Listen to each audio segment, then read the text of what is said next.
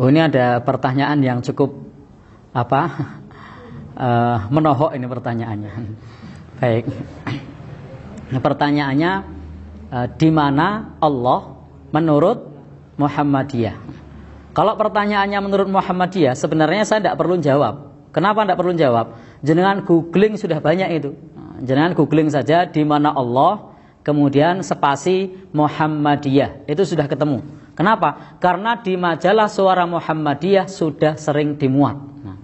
Sudah sering dimuat tentang bab ini. Dan juga di Fatwa Tarjih juga sudah ada. Kalau pertanyaannya tentang di mana Allah. Isinya apa? Wah, ini tanya isinya ternyata. Saya sudah sampaikan suruh nyari di situ, ternyata tanya isinya apa. Nah, baik, isinya di situ. Ini ternyata penanyanya nguyak terus ini. Baik, isinya apa di fatwa tersebut atau di Suara Muhammadiyah ketika membahas di mana Allah?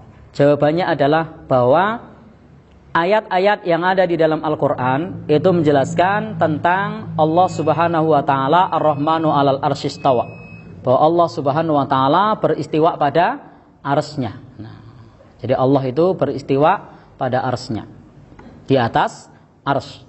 Dan itu ada di 7 atau tempat di dalam Al-Quran. Jadi ada 7 atau 8 tempat di dalam Al-Quran tentang bab tersebut. Sehingga ayat-ayat yang menjelaskan tentang Allah Subhanahu wa Ta'ala di atas arsy itu banyak. Contohnya adalah inna rabbakumullahu alladzi khalaqas samawati wal arda fi sittati ayyamin tsumma stawa 'alal arsy. Ini contoh yang menjelaskan kepada kita bahwasanya ayat tersebut menyebutkan sesungguhnya Rabbmu adalah Allah yang telah menciptakan langit dan bumi dalam 6 masa, kemudian beristiwa pada arsy-Nya. Dan ayat-ayat yang menjelaskan itu tidak hanya 1 atau 2 ayat, tapi ayatnya banyak. Contohnya di surat Al-A'raf ayat 54, di surat Yunus ayat 3, di surat Ar-Ra'd ayat 2, di surat Thaha ayat 5, di surat Al-Furqan ayat 59, di surah As-Sajdah ayat 4, di surat Al-Hadid ayat 4. Dan juga ayat-ayat yang lain yang menyebutkan di langit juga ada. Bahkan di surat Al-Baqarah juga disebutkan. Ketika Allah Subhanahu wa Ta'ala menjelaskan di dalam surah Al-Baqarah itu, huwallazi khalaqalakum ma fil ardi jami'a tsumma stawa ilas sama fasawwahunna sab'a samawat. Tsumma stawa ilas sama. Kemudian beristiwa ke langit. Nah, disebutkan beristiwa ke langit atau di atas langit. Nah, kemudian juga dalil-dalil yang lain banyak.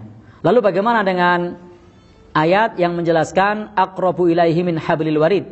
Allah itu dekat, lebih dekat dari urat nadi. Itu ketika kita berdoa, Allah mengabulkan doa kita. Pengawasannya, ilmunya, itu Allah Maha dekat kepada kita. Bagaimana dengan ayat wa huwa ma'akum aina ma kuntum? Allah bersama kalian di mana saja kalian berada. Itu ilmunya, di mana saja ketika kita berada. Pengawasannya, kita tidak lepas dari pengawasan Allah Subhanahu wa Ta'ala. Tetapi tentang zat Allah itu jelas bahwasanya ayat-ayat menjelaskan Ar-Rahmanu 'alal arsy istawa. Sebagaimana suatu saat Imam Malik pernah ditanya tentang istiwa. Maka kemudian Imam Malik berkata, al-istiwa ghairu majhul, ay maklumun. Wal kaifu, dan menanyakan bagaimana, itu ghairu makul.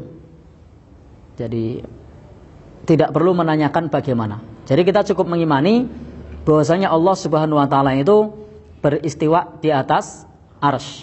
Tidak perlu bertanya bagaimana, kata Imam Malik. Kemudian juga disebutkan oleh Imam Malik, dan dalam hal ini wal imanu bihi wajibun, dan mengimani hukumnya wajib.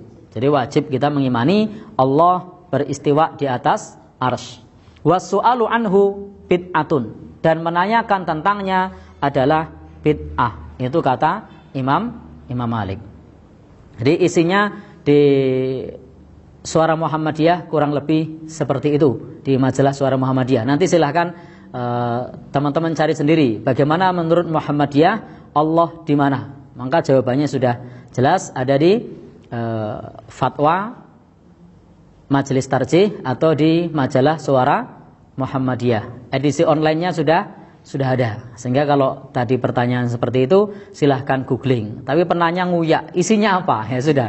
Isinya kurang lebih ini penanyanya ngejar terus ini. Isinya apa? Ya kurang lebih seperti yang tadi saya sampaikan. Bahwa setiap ketika Allah Subhanahu wa taala menjelaskan tentang Allah Subhanahu wa taala, maka hal tersebut kita menetapkan sesuai dengan yang Allah tetapkan, sesuai dengan maknanya yang hakiki, tanpa ditiadakan, tanpa ditolak, tanpa ditakwil. Tetapi sebagaimana pernyataan Imam Malik, wal imanu bihi wajib, mengimaninya adalah wajib.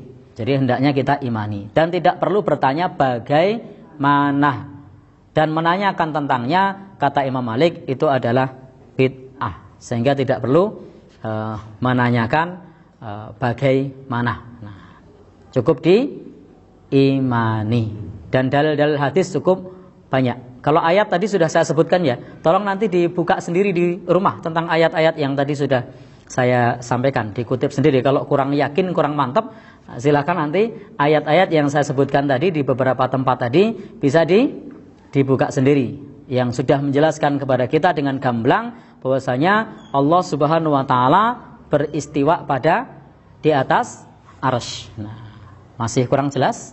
Nah, kalau Allah di atas langit terus Allah membutuhkan teman atau gimana itu? Baik, ini kok penanyanya ngejar lagi ya. Baik, terakhir ya, untuk penanya terakhir. Jadi tadi ayatnya sudah jelas, Al-A'raf 54, Yunus ayat 3, Ar-Ra'd ayat 2, Toha ayat 5, Al-Furqan ayat 5, 9, As-Sajdah ayat 4, Al-Hadid ayat 4, dan lain-lain. Nah, lalu kalau Allah di atas arsy, gimana tadi? Berarti Allah membutuhkan tempat. Baik, ini pertanyaannya ngejar lagi ini. Ya, ini termasuk pertanyaan yang bid'ah ini sebenarnya. Baik. Jadi karena bagaimana terus ini. Jadi intinya tidak perlu kita membagaimanakan, cukup kita imani. Jadi apakah ketika Allah memiliki arsy lalu Allah butuh arsy? Tidak. Allah Subhanahu wa taala punya manusia dan jin. Kita milik Allah bukan? Iya. Apakah Allah butuh kita? Tidak. Kita diminta untuk menyembah Allah. Apakah Allah butuh disembah?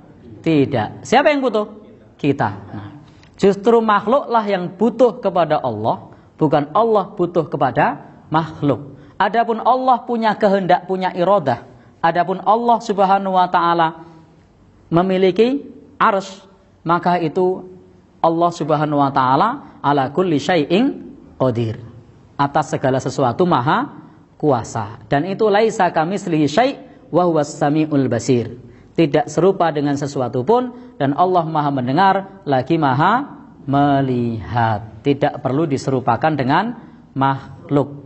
Kita imani sebagaimana yang sudah dijelaskan di dalam ayat-ayat Al-Quran. Kita menetapkan sesuai dengan maknanya yang hakiki. Tidak perlu ditakwil, tidak perlu ditahrif, tidak perlu ditaktil, tidak perlu ditakyif. Wallahu a'lam bishawab.